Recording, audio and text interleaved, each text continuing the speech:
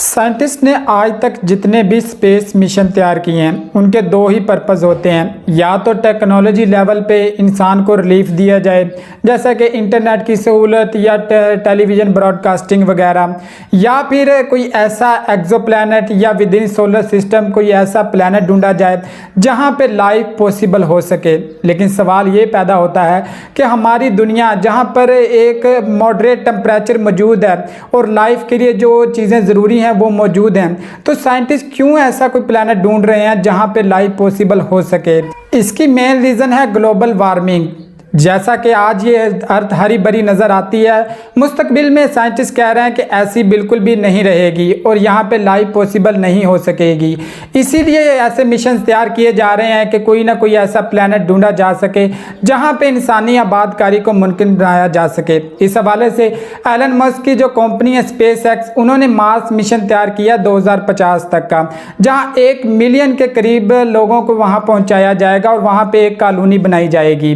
लेकिन यहाँ पे एक सवाल एक और भी उठता है कि सिर्फ मार्स ही क्यों, हमारे सोलर सिस्टम में और भी प्लैनेट्स हैं, तो वहाँ क्यों नहीं ये प्लान बनाया जा रहा। तो उसकी मेन रीज़न यही है कि हमारे करीब दो ही सियारे हैं, या तो वीनस या फिर मार्स। अगर हम वीनस की तरफ जाते हैं तो वो सूरज के बहुत ही करीब है और यहाँ से भी ज़्यादा गर्मी है, इस वजह से वो सिलेक्ट नहीं हो सका। लेकिन जब हम मार्स की बात करते हैं तो अर्थ के मुकाबले में ये सूरज से बहुत ज़्यादा दूर है, लेकिन वहाँ पे ठंड बहुत ज़्यादा है और इतनी ठंड है कि वहाँ पे भी लाइफ पॉसिबल नहीं हो सकती। और जैसा कि अर्थ पर आपको ऑक्सीजन अवेलेबल है, मार्स पे आपको ऑक्सीजन भी अवेलेबल नहीं हो सकती। लेकिन फिर भी ये मिशन बनाया जा रहा है। शुरुआत में बहुत से लोगों ने इसको क्रिटिसाइज़ किया कि ये पॉसिबल नहीं हो सकता, लेकिन फिर जब नासा ने स्पेस एक्स के मिशन को ज्वाइन किया तो लोगों का इस पर यकीन पड़ने लग गया। आज की इस वीडियो में हम डिस्कस करेंगे कि कैसे 2050 तक 1 मिलियन लोगों को वहाँ पहुँचाया जाएगा,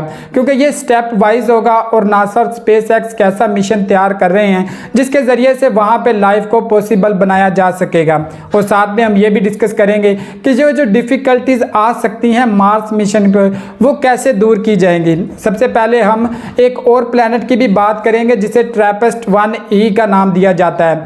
अर्थ से तकरीबन 40 लाइट ईयर्स अवे ये पाया जाता है। एक ऐसा सोलर सिस्टम है जहाँ पे ये तीसरे नंबर पर प्लैनेट मौजूद है, जैसा कि हमारा अर्थ सूरज के मुकाबले में। अगर हम एक्सोप्लैनेट्स की बात करें तो सबसे ज़्यादा जो मजबूत हैबिटेबल प्लैनेट है वो TRAPPIST-1e को ही करार दिया जाता है, जहां पे लाइफ पॉसिबल हो सकती है। जितने भी एक्सोप्लैनेट्स हैं, तकरीबन 5000 के करीब एक्सोप्लैनेट्स ऐसे हैं जहां पे साइंटिस्ट वो डिस्कवर कर चुके हैं कि शायद में भी लाइफ पॉसिबल हो सकती है। जिनमें सबसे स्ट्रॉन्गेस्ट उम्मीदवार है वो आपका TRAPPIST-1e ही है।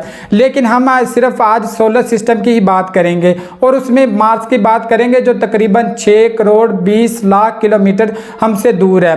सबसे पहले तो जो डिफ़िकल्टी पेश आती है वो ये आती है कि जब भी हम किसी प्लैनेट का ऑर्बिट मालूम करते हैं तो हमें शायद ये जहन में होता है कि वो सर्कुलर ऑर्बिट में वो मूव करते हैं, लेकिन ऐसा बिल्कुल भी नहीं होता। जो भी प्लैनेट मूव कर रहा है इस वक्त वो एक एलिप्टिकल ऑर्बिट में मूव कर रहा है, यानी कि एक ऐसा पॉइंट भी आता है जब वो बहुत क्लोज होता है थोड़ा सा सन के, और एक ऐसा पॉइंट भी आता है जब थोड़ा सा दूर होता है, क्योंकि उसके एलिप्टिकल ऑर्बिट की वजह से।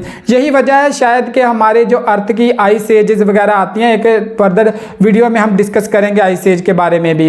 लेकिन जब हमारा प्लैनेट एलिप्टिकल ऑर्बिट की वजह से जब हम अर्थ और मार्स का कंपैरिजन करते हैं डिस्टेंस का, तो वो बहुत वेरी करता है, यानी कि पॉइंट टू पॉइंट। और इसी वजह से मसला ये है कि अगर हम आज यहाँ से कोई स्पेसशिप छोड़ते हैं या कोई भी प्रोजेक्ट छोड़ते हैं, तो जब वो मार्स तक पहुँचेगा तब उसका फासला बहुत ज़्यादा बढ़ चुका होगा, क्योंकि एक ऐसा पॉइंट आता है जहाँ पे ये बिल्कुल क्लोज होता है अर्थ मार्स के। लेकिन उसी वक्त अगर यहाँ से कोई भी स्पेसशिप रवाना किया जाए तो जितना टाइम वो कंज्यूम करेगा मार्स तक पहुँचने में, उतनी देर तक मार्स बहुत आगे निकल चुका होगा। इसी वजह से ये साइंटिस्ट को बहुत ज़्यादा मुश्किलात दरपेश आ रही थी। लेकिन इसका हल जो निकाला उन्होंने ये निकाला कि जब मार्स अर्थ के बिल्कुल करीब आने ही लगा होगा तब वक्त से पहले उसको लॉन्च किया जाएगा, ताकि जब वो उसके म्यार तक पहुंचे, उसके डिस्टेंस यानी कि वो कवर करे, तब वो बिल्कुल करीब आ चुका हो। इस तरीके से इस प्रॉब्लम को सॉल्व किया जाएगा। मार्स मिशन बेसिकली 3 स्टेप्स में कवर किया जाएगा। सबसे पहले 2026 में रोबोट भेजे जाएंगे मार्स की सतह पर, जो जाकर एक ऐसा शेल्टर बनाएंगे जहां पे एक हैबिटेबल जोन बनाया जा सके, यानी कि कुछ इंसानों के रहने के लिए ऑक्सीजन वगैरह कुछ जहां पे मुहैया की जा सके।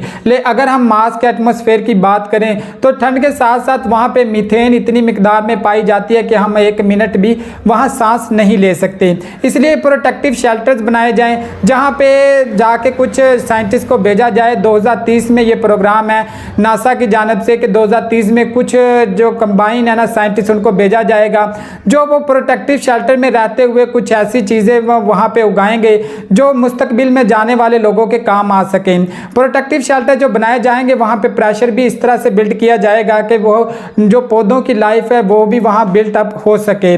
लेकिन सवाल ये पैदा होता है कि जब इतनी प्रोटेक्टिव शेल्टर में ही उनको रहना पड़ेगा तो कैसे हम 1 मिलियन तक वो ले जा सकते हैं तादाद। तो इस हवाले से जो काम हो रहा है वो 2 साल जो इस वक्त खुराक की जो स्टोरेज है ना वो लेके अपने साथ जाएंगे साइंटिस्ट, और 2 साल तक वहाँ पे काम करेंगे प्रोटेक्टिव शेल्टर में सिर्फ चीज़ें उगाने के लिए, ताकि प्रोडक्टिविटी ज़्यादा से ज़्यादा बढ़ाई जा सके।